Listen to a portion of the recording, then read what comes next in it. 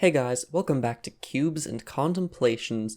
Sadly, this seems to be the only episode of this series we're going to get before I take my college break, but better late than never. Speaking of college, this August has been in a weird state of limbo for me. This month has been mostly anticipation mixed with attempting to wrap up loose ends before I move on to college. This week is the weirdest because I don't work at all, so I just have a week of nothing with all free time stretched out before I finally leave for college. It honestly feels like I still have an endless amount of time here, even though I have like 4 days total, and that's kind of an illusion. While my days are long and unscheduled, I still can't do that much with the time that I have here. But that's also an illusion. It's not like I can't do things while I'm in college too. I still have that quote-unquote endless amount of time each day. It's just filled with more things. I am intentionally choosing to clear my schedule right now so I can succeed in the future. And it's not like I'll never have time again. I have every weekend from now to forever open. That is the issue with the inevitable march of time, right? Do I actually have every weekend open? Eventually things are going to change. Eventually I will get older. And then I won't be able to do what I want on the weekends. So if you can't tell yet, this episode is about time and how it changes us as we move on. Time is quite annoying, honestly. I'm not the best at time management on a tight schedule, which is unfortunate because I'm supposed to be a YouTuber. I have a note here in my notes for this video that says I delayed writing the notes for this video for 3 days. Since that note was written, I delayed it an additional 4 days. Time also just makes things worse, doesn't it? On a massive scale, we occupy such a tiny amount of time that it feels like we'll never see huge changes. So it just feels like things get worse and worse as we hear more bad news. Our lives will be forgotten quickly unless we do something so noteworthy that we are remembered in history. So we've got time making things worse, we've got time management, we've got the limits of the amount of time we really have, and we have the fact that I know very little about my own great-grandparents and nothing about the people before them. So do you think my great-grandchildren, if I have any, will know anything about me? Maybe not. Let's cover time management first. Time management is difficult specifically because of the first illusion that I talked about before, where it feels like I have endless time, but I really don't. So I tend to push things away for later when there sometimes isn't a later to push to. If that doesn't make sense, I'll rephrase and say it's procrastination again. Haha, I tricked you into watching another video about procrastination. No, that's just a joke. We will not spend too long on this topic. Here's something interesting that I've observed about myself, and I'd love to hear if anyone else has experienced it.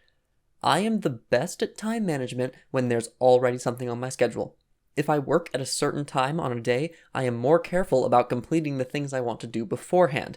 If I don't work and don't have anywhere to go at a certain time, I just avoid doing things because I can always do them later. Once I have started something, since it's on my schedule, it's a lot easier to finish, but starting is typically the hard part. Time management is one of my main concerns going into college, in fact, which is why I've been clearing out my schedule so much. If I'm only getting scholarships based on my GPA, spoiler alert, I am, then I'd better make sure I'm putting my best foot forward in the amount of time I'm giving myself. Time is something that most people get good at managing eventually, but that doesn't mean it's not stressful. And we all find our own ways to do things. A lot of people make calendars or agenda books. What I found works best for me is setting way too many alarms on my phone.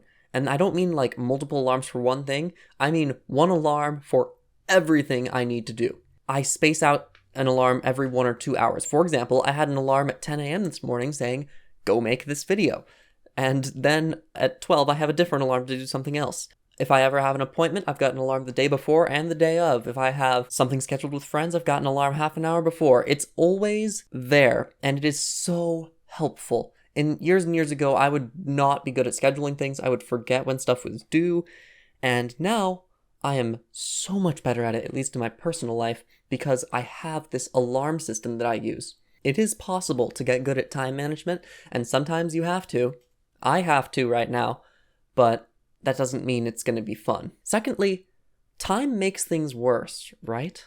We're always hearing about how the world is constantly getting worse. Things are going wrong. People are choosing the wrong thing right now. We are all going to die in a climate disaster. It's a major facet of the news nowadays. We are constantly hearing our doom reported because it's impossible, right? Like, we can't survive, right? There's like 50,000 things that are going to kill us all at once. But it never seems to get as close to killing us as it's reported. I'm not hand-waving issues like climate change, by the way, or COVID or something. I know those are major issues, and do I have to say they're real? Do I have to say that? But yeah, we should be doing more about them than we are now.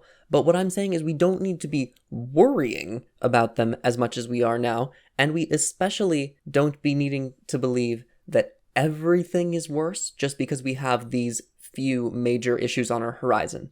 Most things are actually way, way better today, and it's not even close.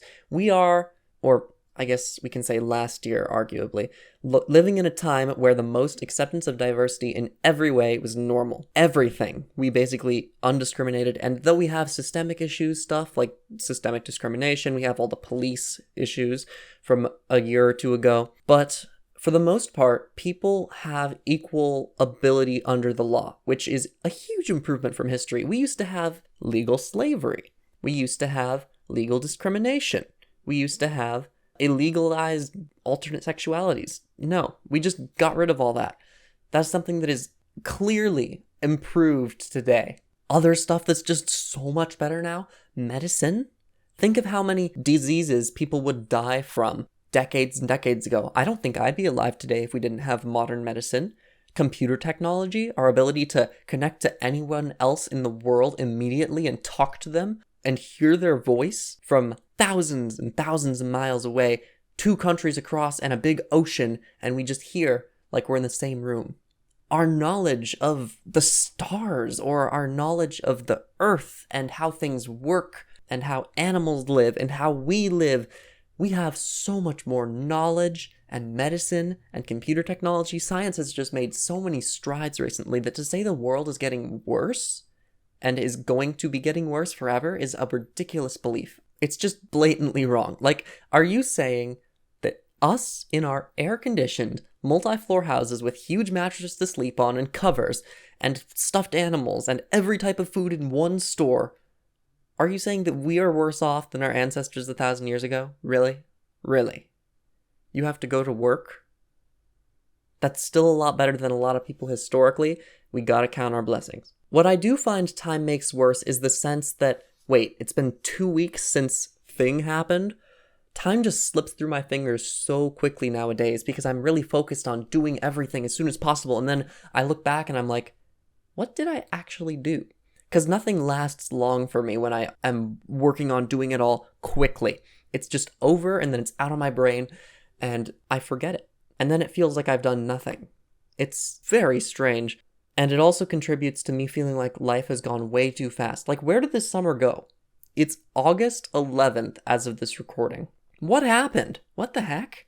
Which segues well into the real issue most people have with time, which is existentialism. Most people's issue with time marching on is existential issues that you confront when you're thinking about it. There is no cure to aging. Sure, we can have longer life expectancies, but we have reached the limit where bodies just start breaking down. There is no cure for that right now, and we will all die. The more scary thing to a lot of people is that we will all also be forgotten. And this can feed into a loop where people say, why would you bother doing anything? If in 100 years it'll have made no difference. There are 7 billion people on this earth. Billion. The likelihood that any of my actions could actually affect any of our future is so astronomically low. What is the point? And that's where people get bogged down in fear of time and the future. And I've done a lot of thinking here too, because I understand that fear. I find 2 rebuttals the most helpful. 1, the value of your life is not correlated with your impact on the world. In reality, very, very few people will ever cause any long-lasting impact on history, and that's okay. You have to find what makes your life valuable, but it does not have to be measured by the impact you have on our future. Because who's measuring it at that point? People 100 years from now? People who you will never meet? People who may respect you if you do something amazing, or hate you if you do something infamous? People who will never, ever talk to you. Is that really who we're trying to please? And 2, the impact you have on the people around you is way more important than the world you impact. Now, obviously, this doesn't really apply to the ultra-rich people who actually do have major impacts on our world and dump massive amounts of pollution, and you know what I'm talking about. But it does apply to normal people who have a very low chance of actually impacting anything. So instead, we impact the people around us. We form connections with others naturally and often as humans, and that's where we have an advantage in time. Because as time goes on, you can strengthen your friendships, you can strengthen your relationships, everyone can get closer to each other, and you can work on making yourself a better person too. You do not need the future people, those strange Martians who are gonna, I don't know where I was going with that. You do not need those people to validate your existence, because your existence is already validated just by forming connections with other people who are here right now today. Instead, when getting existential, I think it's a lot more fun to just try to comprehend the massive scale of time. Humans have existed for 6 million years. That's quite a while. I'll be lucky if I make it to 100, and our species has made it to 6 million. But the universe has made it to 13.8 billion. That is a blink of an eye that humans have existed compared to the universe. That is 0.00043% of the time that the universe has existed, that we have also existed. We missed so much. What the heck? How can we be okay with that? And if we do end up annihilating ourselves within the next 100 years, we will have wasted so much time. Think of what else we could do.